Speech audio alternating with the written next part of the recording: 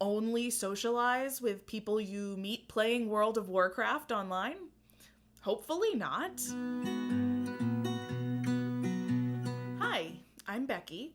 I'm a former special education teacher, a future audiologist, wife and mother to a couple of awesome neurodivergent folk, and a lifelong anxiety endurer. Basically, my whole life revolves around disability, and today I'm going to answer a question I see all the time on message boards for parents of kids with disabilities.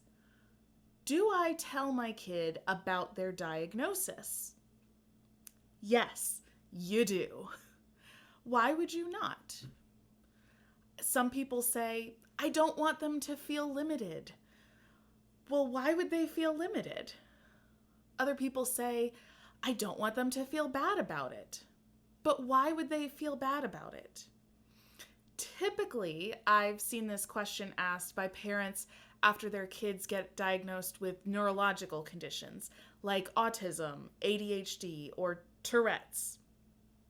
And usually this is a result of the parent's own subconscious or sometimes conscious bias. Has anything about your child changed as a result of their diagnosis? No.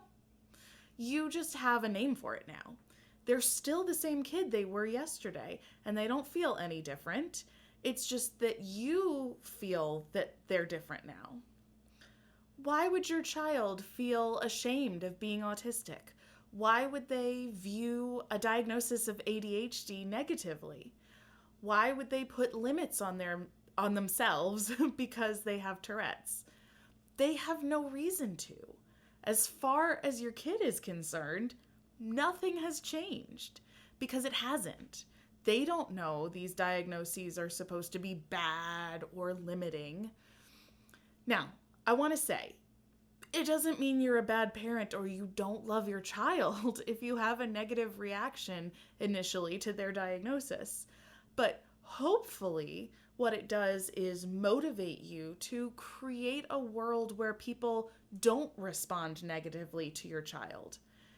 And changing how society views disability starts with changing how individuals view disability.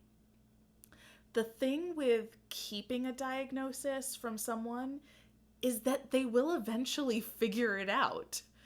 All those autistic kids out there know that their brains process things differently than other people, even if they don't have a name for it.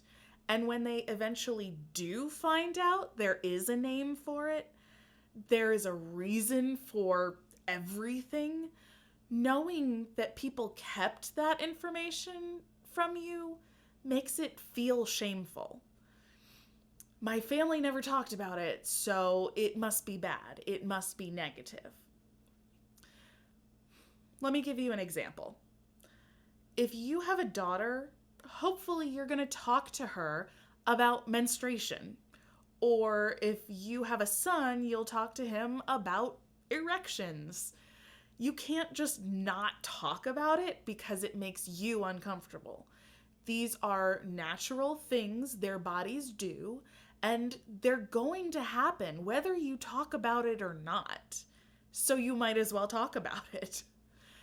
It's the same thing with disabilities. Their bodies and or minds are going to work differently whether you talk about it or not. But there's literally no advantage to not talking about it. Another important reason to talk to kids about their disabilities and give it a name is that it provides an opportunity to connect with other kids who they have things in common with. Many people think that it's more important that their child learn to interact with the non-disabled world. And that's a valid point, but it's not an either-or situation. Do you only socialize with people from work? Do you only socialize with people from your gym? Do you only socialize with people you meet playing World of Warcraft online? Hopefully not. Letting kids meet up with peers who have similar life experiences is not going to impede their ability to interact with other people. In fact, it usually instills them with more confidence and self esteem, which makes interacting with the non disabled world easier. So, my son has an egg allergy. We talk about it all the time because it's really important that he knows that his body has limitations in order to keep him safe. But it's also important to show him all the amazing foods that he can eat.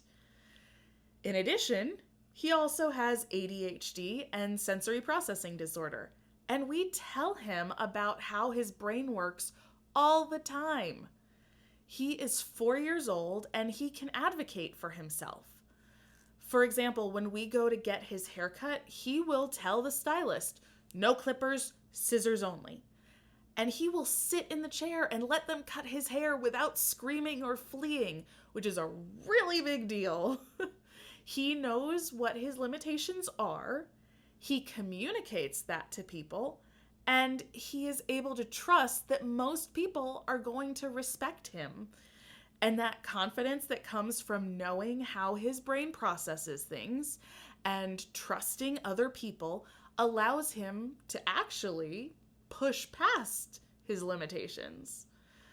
Usually, he does let the stylist use the clippers. Do you have a story about telling your child about their diagnosis? Or are you still struggling with this idea and need help about how to approach it? Leave a comment below because I want to hear your stories.